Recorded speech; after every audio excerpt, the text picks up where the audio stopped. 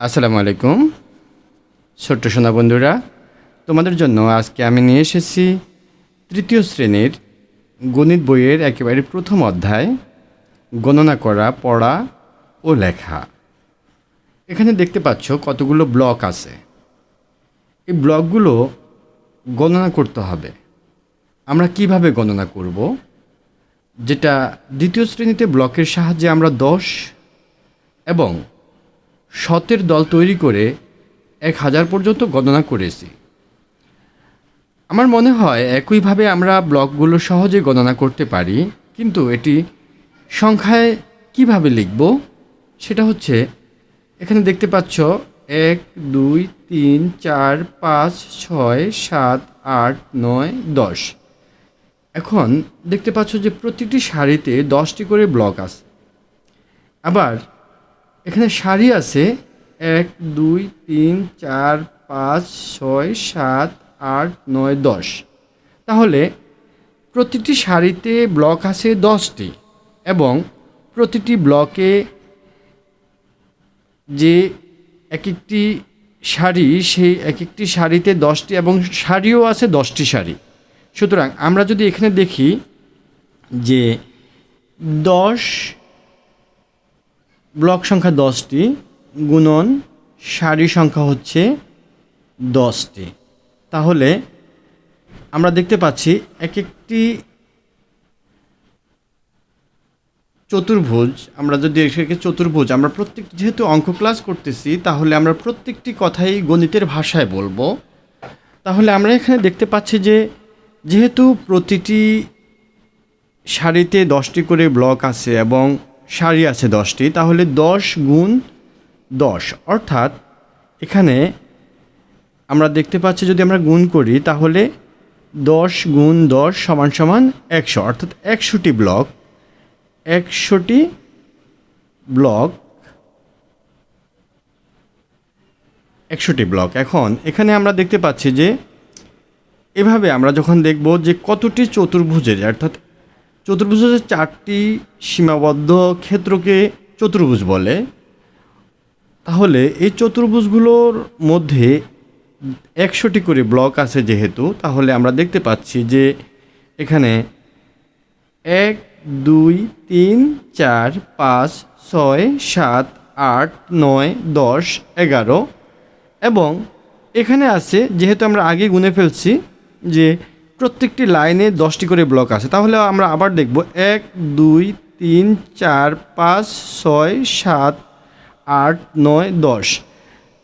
শুধু প্রমাণ করে দেখানোর জন্য আবার গুনলাম, তাহলে এই দুটো সারিতে আছে 20টি এবং এখানে ব্লক আছে, চতুর্ভুজ আছে 5টি 5টি 10টি এবং একটি 11টি। তাহলে 11টিকে আমরা যখন 100কে আমরা যখন 100 গুণ 11, তাহলে আমরা দেখতে পাবো যে এখানে এই 11টিতে ব্লক আছে 1100টি। কীভাবে আমি আবার তোমাদেরকে বলে দিচ্ছি, সেটা হচ্ছে আমরা যদি এখানে রাফ করে নেই, তাহলে রাফ করে নিলে দেখা যাবে যে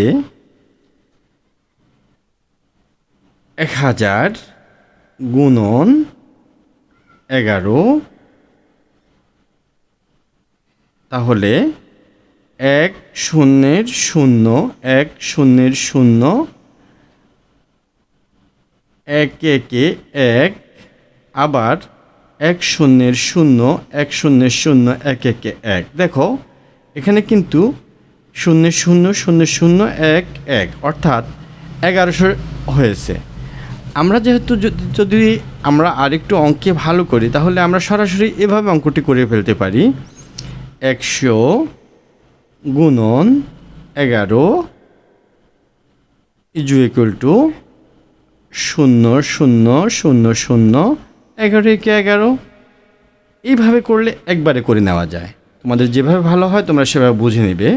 তাহলে 1100টির পরে কিন্তু এখানে 20টি এবং 1টি আছে, অর্থাৎ 1100 যোগ 21 সমান সমান 1121টি ব্লক। 21টি ব্লক আছে।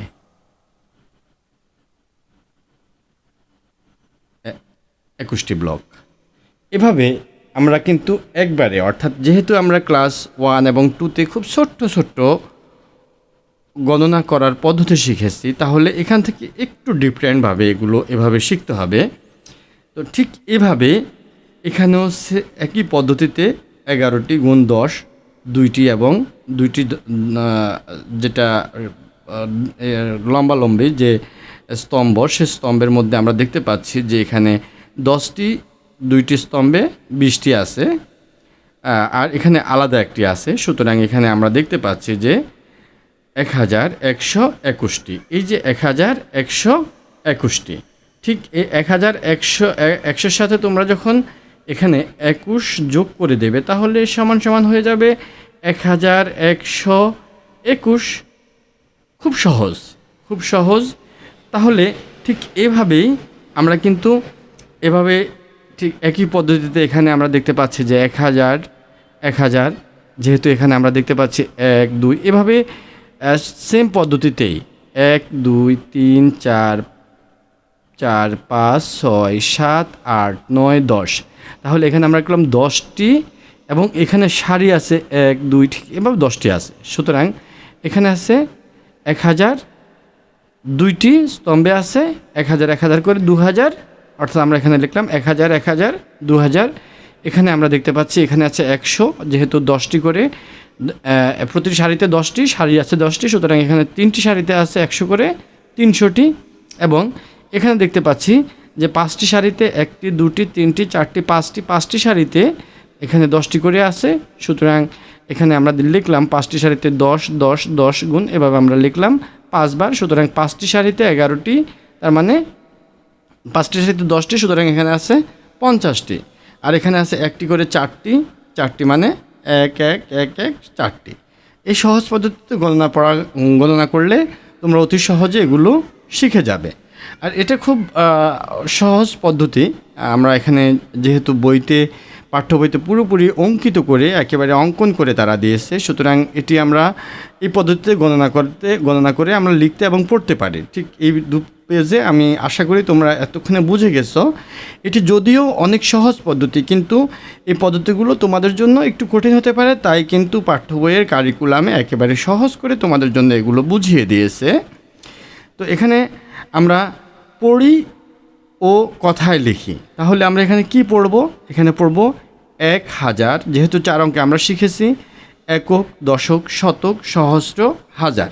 তাহলে আমরা এগুলো তো শিখলাম। তাহলে আমরা এখানে দেখতে পাচ্ছি যে 4 অঙ্কে, অর্থাৎ 1 2 3 4, এখানে যেহেতু 4 অঙ্ক, সুতরাং এখানে হচ্ছে 1238। এখানে আছে 2815, এখানে আছে 3111, এখানে আছে 4335, 5153। এই ঠিক এইভাবেই কিন্তু এগুলো দেওয়া আছে। আর যদি আমরা এখানে অঙ্কে লিখি তাহলে ঠিক 1135 এখানে আমাদেরকে অঙ্কে লিখতে হবে।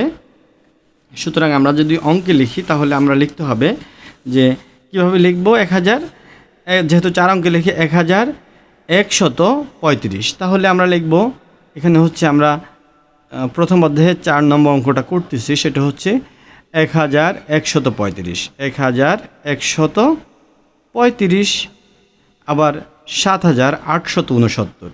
যদি আমরা এখানে 2 নম্বর দেখি 3919, তাহলে 3919, তারপরে আমরা লিখছি 7869, 7869। এখানে দেখো যে 9101, 9000, 4 অঙ্কে 9101। সুতরাং আমরা এগুলো অঙ্কে লিখে ফেললাম। আমরা যদি পরবর্তী পেজে যাই, অর্থাৎ 3য় পেজে দেখি সেখানে কি আছে, ঠিক একইভাবে গণনা পদ্ধতি লেখা আছে। আমরা এখানে একই পদ্ধতিতে গণনা করার যে চিত্রগুলো তোমাকে দেখালাম সেগুলো থেকে এভাবে শিখে নেবে। আশা করি গণনার যে প্রবলেমগুলো আছে সেগুলো তোমরা শিখে নিয়েছো। আজকে গণনা করি এবং লিখিও পড়ি। এতটুকুই শেষ হলো। ধন্যবাদ সবাইকে। পরবর্তী অধ্যায়ে আবারও দেখা হবে। ভালো থেকো সবাই। আল্লাহ হাফেজ।